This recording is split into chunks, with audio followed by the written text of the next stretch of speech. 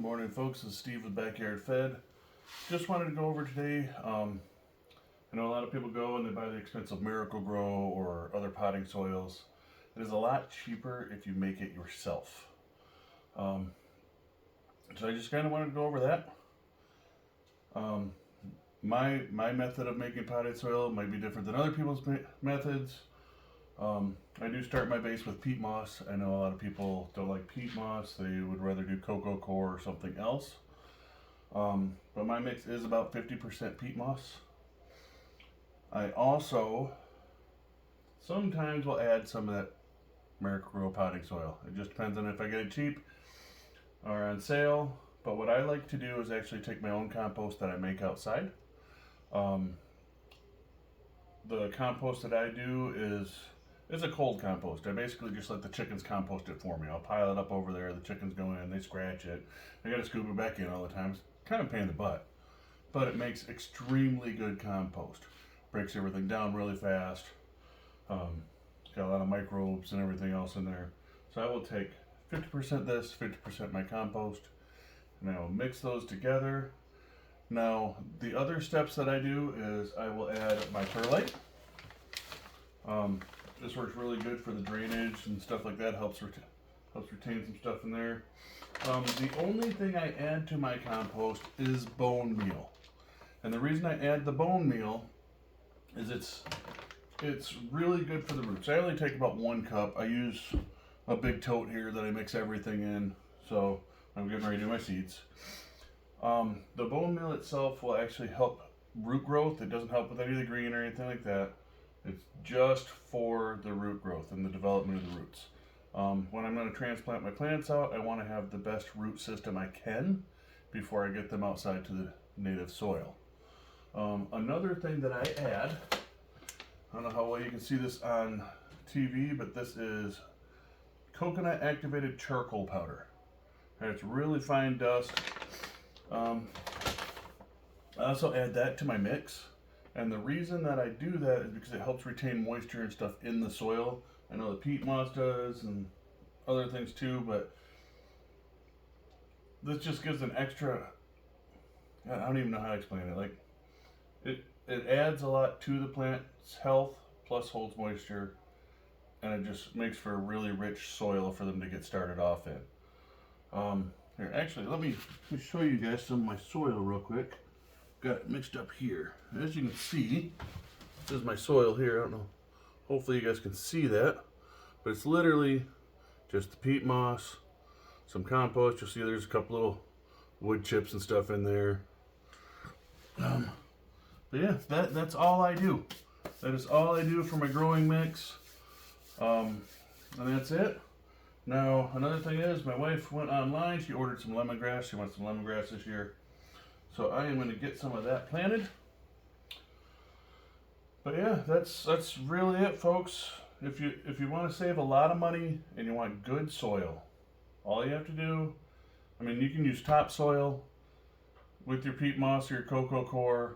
There are so many different options. A lot of people have actually been using wool pellets instead of peat moss. I don't know if you've heard of wool pellets yet, but that is also an option, and it seems to work very, very well. Retains a lot of the moisture in there. I do know a lot of people have said the first week or two when you're doing that, it's got that smell of dirty sheep. So I don't know if you want to really do that in your house, because I do all my stuff in my house. But I am going to actually look at getting wool from a farm here in town and use that on top of my beds. And another aspect of that is when you use it as a mulch on top of your beds, the slugs actually don't like the wool. So it actually helps with slug prevention, which is my big thing that I'm worried about, because my brassicas last year kind of got decimated with some slug damage. But also it retains the moisture, it breaks down into the soil as an organic matter, feeds the plants as it goes. And like I said, I don't know if you've ever had a wool sweater on, but those things get wet, they get heavy. They hold moisture so well. So you won't have to feed your plants and stuff out in your beds nearly as much. But back to this stuff here. Like I said, you can make this for a fraction of what you were going to make any other or buy anything at. Like you go out to the garden stores, you can pay anywhere from 10 to 15 bucks for a bag this size. This here I think was $7. My soil outside is free, but if you were just to buy topsoil, it's like $2.50 a bag. Then you just add your perlite, your bone meal, and your activated charcoal. And I promise you folks, your plants will love it. It'll retain moisture really well. The bone meal, you get such a good root development just by using a little bit of bone meal in your mix. But yeah, like I said, sometimes I do use the Miracle-Gro and stuff. I'll mix that in there, and it's, I would like to be 100% organic, but I'm not. I just wish I was. But I do the best that I can. And yeah, that's really it, folks. So I'm gonna go ahead and I'm gonna get some of these planted. So my wife can have some lemongrass this year. Unfortunately, lemongrass is a perennial, but it will not survive my area over the winter time. I am zone 5 up here in northern Michigan, so unfortunately I'll have to do it every year. But she got a big giant pack of, I don't even know how many seeds are in here, but I can feel them. There's quite a bit, so I know I'm not using all of these. Where she got these, I'm not sure. She just ordered them offline. She just wanted some seeds. But all I do for these, like the plants that I'm going to let grow for a little while and stuff, is I will just use a little 3-inch pot and I will put them down just in a row of 6. I actually get these little cookie sheets straight from the dollar store. They're nice and cheap. They work great. Fill it up with potting soil. I've got little clear lids that will go on these if I need the lids. If not, I can leave them open. I do all my watering from underneath. That's why I've got the cookie sheet. I try not to water from top if at all possible. But yeah, folks, I just wanted to let you know it is way cheaper to make your own growing mix. And it obviously depends on how much you have to grow and stuff too. I mean, if you've got a little patio and that's all you can grow on, you're not gonna need a whole big bag of peat moss. You're not gonna need all this stuff. You'd be better off just, because you're only gonna fill 5, 6, maybe 10 pots. You'd be better off just buying yourself a bag.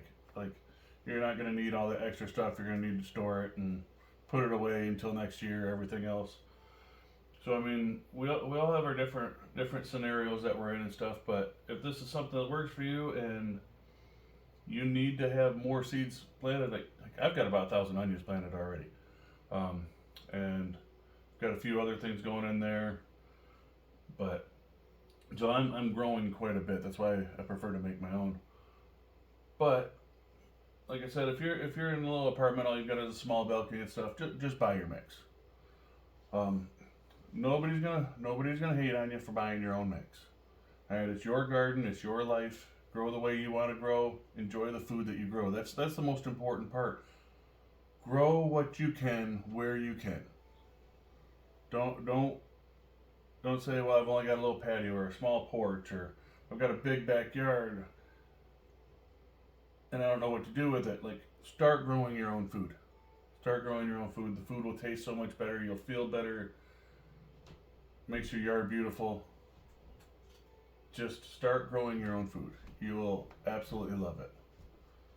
But folks, I will let you go there. I'm going to go ahead and get these seeds planted for my wife. So give me a thumbs up if you can, and like and subscribe. And until next time, let your backyard feed you. God bless. Bye now.